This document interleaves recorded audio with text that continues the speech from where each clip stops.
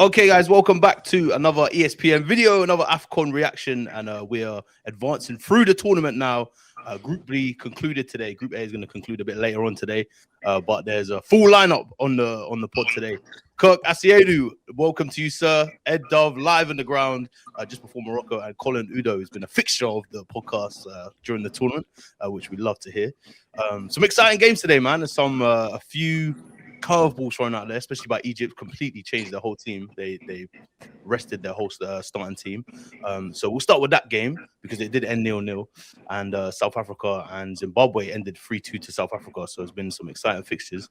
Colin, I want to start with you. I feel like after I watched the first half of that game, I feel like Angola might have missed a trick here because Egypt had a different team out, and they did kind of put a load of pressure on Egypt in that first half. They missed some big chances. They did, not just in the first half, in the second half as well. I mean, Yeah. Egypt completely changed the entire starting lineup, complete wholesale changes. I mean, you can't expect any less because they qualified trying to give other players a run out. But Angola had multiple opportunities to go ahead, and maybe they could have won this, but they failed to take them. Egypt defended stoutly, and in the end, it ended up in a tie. But you're right, Angola will be kicking themselves and thinking we really could have got much more than this from this game. Yeah, because I feel like throughout the game they had loads of chances to score the goal, which would have made a big difference. I'm just looking at the third place rankings now. I think they would have been really in there with a chance to advance into the round of 16. Cut in terms of Zimbabwe and South Africa, it was an interesting first half, but I feel like the way the game played out in the second half as well, South Africa got the job done. What were your thoughts on their performance, man? I think overall it was, first of all, it was an entertaining game to watch. Given the scoreline as well, it was another classic AFCON. It was a bit chaotic, but I think from a South African point of view, even though they got the job done, I know for a fact that the manager Udoh he's not going to be very happy with what he saw. If you even see his reaction after the third goal went in, after they scored the penalty, he just let out a bit of a sigh because I think he was a bit sort of, I think from a point of view, he probably just couldn't believe what he's just seen. I think South Africa were sloppy in their defending. I think there probably was a bit of complacency from their part, having to take the lead so many times within a game, given the situation where it was one that they had to win in order for them to give themselves the best chance of qualifying for the next round. I think they're going to be extremely annoyed with themselves, especially from the defensive department. It just wasn't a very professional performance from them. But it's tournament football at the end of the day, and they got the job done. So at the end of the day, that's what they're going to be focusing on. But for sure, I think they're going to go back to the drawing board, and they're really going to realize that they kind of got away with one in the end. And it's one of those things where you're starting to see certain players, again, Lyle Foster coming up with a goal. And there's certain players within that camp that are sort of carrying and really helping them to further themselves as the competition goes on. But in isolation and watching this performance alone, I think they're definitely going to go away and want to tighten up certain things because it wasn't, even though they got the job done, it was not professional from them at all. Yeah, I guess I saw that in the second half as well. I feel like South Africa had moments, but yeah, you're right. When that third goal went in, the coach he wasn't a happy guy. But he's very outspoken anyway, right? So it's to be expected, I guess. Ed, I'm gonna cross over to you. In terms of South Africa, I know we've covered them a lot so far, especially in this kind of podcast. And how do you think they will do moving into the round of 16? I know they've been like, will they be more of a dark horse, or will they be a team that they could come up against and pull out some good performances? I see them falling in the next round, I'm afraid. They're going to likely face either Ivory Coast or Cameroon. And as we saw when those two played against each other last night in Marrakesh, that 1-1 draw, these are both actually pretty decent, pretty competent teams, both of which can pack a punch going forward, and both of which looked more organised defensively than South Africa did this evening. I think what's counting in South Africa's favour, like you said, it's Lyle Foster and it's Oswin Apollos. Both of them have got 2 goals each now. Leonard said ahead of the tournament that he thought Foster would be the key man. I was backing Apollos as being one of the breakout stars of the tournament. And having 2 guys in form who have scored 4 goals between them, that's obviously something which not that many teams have. However, whether it's Amad Diallo's Ivory Coast, whether Brian and Burma's Cameroon, I don't see South Africa going through to the quarterfinals from the last 16, to be honest. Yeah, they're very strong teams to come up against. Colin, what are your thoughts on that? Because Ed makes a great point about the strength of the teams that they could face in the next round.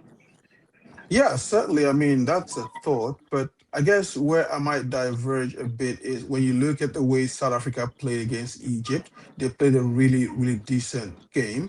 And you juxtapose that with the fact that whenever South Africa play against a fellow Southern African team, they tend to struggle. Whether it's Zimbabwe, whether it's Namibia, Zambia, they almost always struggle when they play against a Southern African team. So I usually would discountenance their performance against a Southern African team when I try to look ahead to what they are going to do in the very next game. But at the same time, you've got to agree with Ed.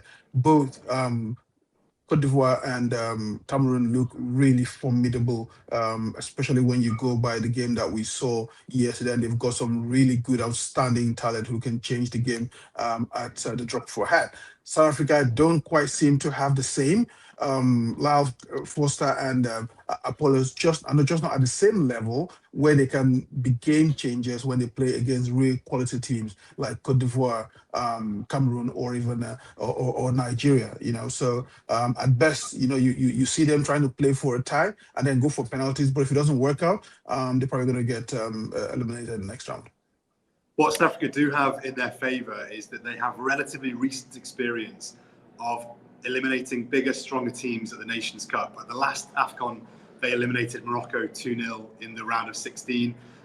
Famously, in 2019, they eliminated Egypt, Mohamed Salah's Egypt, in Cairo, when Egypt were overwhelming favourites to go through.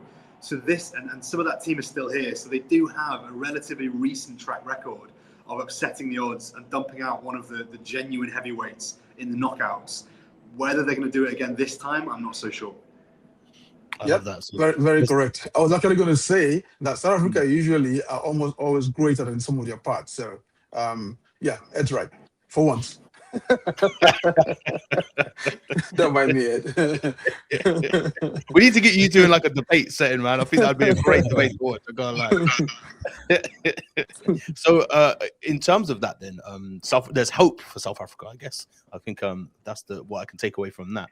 I just wanted to ask all you guys actually on your opinions on this, because we touched on it just in regards to tomorrow's game of Nigeria and Uganda. Egypt changed their entire team in a tournament. I know we're talking about like rhythm and building up cohesion and stuff like that. I know obviously it worked out for them, I guess, today. What are your thoughts on that, guys? Like changing an entire starting 11 is a bold move from a coach, I believe. What are your guys' thoughts on that? Jump in, anyone that wants to start on that. I think it's absolutely fine. I think Egypt had the right to do that by winning the group. So therefore, if they want to decide how they use their squad, that's absolutely fine. A lot of the coaches have been complaining about the fact that teams didn't have that long before the tournament began when they got their players, and the intensity with so few days of rest between matches. So if it's to Egypt's advantage to rest Salah and Marmoush, neither of whom played today, then that's absolutely their prerogative to do so. I also think it can have a positive effect in the camp when you get more guys involved, more players feel like they're part of the experience, they're part of the process, part of the campaign. And I hope personally that Nigeria do something similar against Uganda, and I wouldn't be surprised if Algeria rotated as well, because these guys aren't just qualified; they're qualified and group winners. So whatever happens, they can't lose their spot. But what from what you said before, Bobby, I think massive missed opportunity for Angola. Like, they got to quarterfinals last time. They've got Patrice Baumel, head coach, who was an AFCON winner with Ivory Coast and Hervé Renard in 2015. And you've got Egypt, a weakened Egypt, and all you need to do is score a goal. They had 3 times as many shots, and they couldn't do it. And they will be, I imagine, inconsolable now when they think about what an opportunity they've let slip through their fingers to advance. Yeah, I agree. I think, as we were saying, I think they're really putting pressure on Egypt, and the fact that they couldn't just get the goal over the line is, they'll be so disappointed with that for sure. Guys, what are your thoughts on the switching of the whole team? Yeah, I mean, I agree with Ed here. It's absolutely a good thing. First of all, you think about the short time that the teams had, just 1 week given by FIFA to release players. So you really want to get your team some action, just so if anything happens down the line, you know what you're getting in terms of your substitutes. On the Nigeria side, you look at the Nigeria team, almost a lot of the players who are currently on the bench, apart from the young ones and the new ones who've come in, are usually starters. Chukwueze, Simon, even the likes of Onyedika, Udoh was a starter before. So you want to see them. How do they fare against a team like Uganda? And when you think about it, Nigeria already have 4 yellow cards. Victor Osimhen on a yellow card, Stanley Nwabali on a yellow card, Ademola Lookman on a yellow card, and I think Semi Ajayi on a yellow card. All of those are going to have to sit it out, because if they don't and they play and they get a yellow card, they're suspended for next game. And then you want to also see the youngsters like Tochukwu Nadi and Ebenezer Akinsemi. How are they going to do? Fisayo Dele Bashiru, he started some games, he can play. But here's the interesting thing about Nigeria. In 20 appearances at the Nations Cup, Nigeria have only gone through the group stages with a perfect record 3 previous times. All 3 times it ended in heartbreak. Now, the times when they have won the tournament, they have almost struggled to get through the qualifying stages. So I'm not sure if it will be a good thing for Nigeria to roll out the full arsenal and try and go for the win, because the last one was very recent, 2021. Blazed through the group stages and then got to the quarterfinal of the round of 16, met Tunisia, and that was it. So I think, I'm not sure if the team know. I know I was speaking to the media officer, I didn't tell him, but you go out to win, you win, and then you get some bad you get some bad juju in front of you. But having said that, somersaults of logic there from Colin, as usual, trying to justify why it's okay if Nigeria don't do well against Uganda. Yeah, because win or lose, draw, whatever, they are group winners. Nothing changes for them. But the Uganda are one of the few teams in Africa that have, and not a top team, that have a positive record against Nigeria. They have 4 wins, 2 draws, and 2 losses. Nigeria have just 2 wins against Uganda. So it's always going to be a tight game. One of the recent games I remember was a game when Betty Vogts was in charge. They came to Abeokuta and almost beat Nigeria in Nigeria. So it's always a very interesting time when Nigeria play Uganda. So this could go anywhere. What I just want to say about resting players, and this is very ironic, is that Salah hasn't played. He didn't play since Boxing Day. And now he won't play till January the 5th. So all of this talk about too many games, AFCON, it's too demanding for the schedule. He's actually having a lovely Christmas off for the first time since he came to the Premier League. He hasn't played for 10 days, which I think no other Premier League player will be enjoying that over this period. So I expect him to be really fresh and very sharp when the knockouts begin. Unfortunately, there was no angry comments to the media after he was left out. And then one more, the last time Nigeria made wholesale changes was 2019, when Gernot Roy changed almost half his entire starting team. What happened? They got beaten black and blue by Madagascar, and they lost group leadership. So there's that. Damn. So there's a lot of variables that could happen throughout this game tomorrow. But that's a great point, though, as well, about Salah. It's so ironic, isn't it? There's so much clamor about how many games players play, and then he's just going to be chilling over the Christmas period. It's irony at its finest. So, guys, as far as I'm aware, Egypt could face, we were just discussing before we started recording, Zambia, Benin, or Uganda. Is that a game that we think Egypt can, whoever they face out of those 3 teams, they can get past, given the strength of their squad? This Egypt team haven't looked really convincing to me, not at this tournament. And so, I mean, any of those teams they face has the possibility of causing an upset, especially Zambia. I mean, if Zambia win today, after this, they could go up to 5 points. If they tie, they still get like 3 points and they go through. Between Zambia and Benin Republic are the 2 teams that Egypt are likely to face. And to be honest with you, looking at this Egypt team, the only way you give them an advantage is that they've got Salah, who can, and Marmoush, who can change things up at a moment's notice. But otherwise, if these 2 teams, just like South Africa, either Zambia or Benin Republic, play better than some of their parts, then they really could cause an upset against Egypt. The poor result today for Angola and Zimbabwe is great news for all the other teams who are maybe hopeful of sneaking through in 3rd place. Because with Angola on 2 points, you probably feel that there's only one other 3rd place team who's going to miss out. It's the likes of Benin, Sudan, Zambia. This is fantastic news for them as they approach their final group game. And I think some of them could cause problems for Egypt. I think Sudan, they lost against Algeria. They were very physical. They were a really big, strong team, decent threat as well from wide areas. I think Benin are going to be no mugs. I think they could definitely hurt Egypt with their aerial presence as well. We have to see how they do in their final group game against Senegal. So I think there's a few teams in there that are potential banana skins for Egypt. But like Colin said, Egypt do have the track record of getting to the latter stages. So you'd be a fool or a brave man to rule them out to this stage. Yeah, no doubt. I feel like they do have the trump cards as well. Marmoush and Salah, not too bad players to have in your ranks as well. If you need a moment of magic. Just one more thing I wanted to address, by the way, guys. Obviously, I know the South Africa coach. He is very outspoken.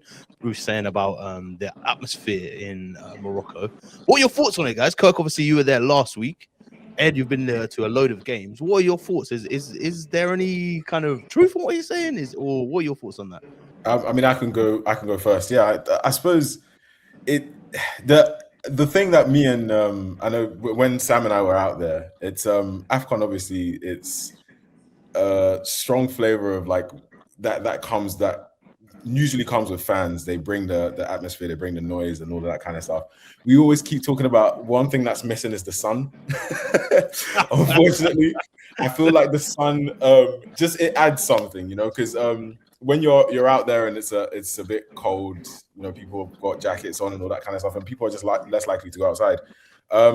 But we've seen it in the last couple of, I personally feel anyway, in the last couple of games that things are picking up. Like you look at the atmosphere that Congo most recently in their last game were able to conjure up. You're seeing a lot of like fan interaction as well. Now, I think it might just be a case of it being one, obviously, as we said, because the sun's missing, it's maybe a little bit colder than it usually is for these competitions. It might have been one of those things where momentum kind of just needed to build up a little bit. And I do feel like as time's going on, thankfully, it is looking like the weather is improving slightly.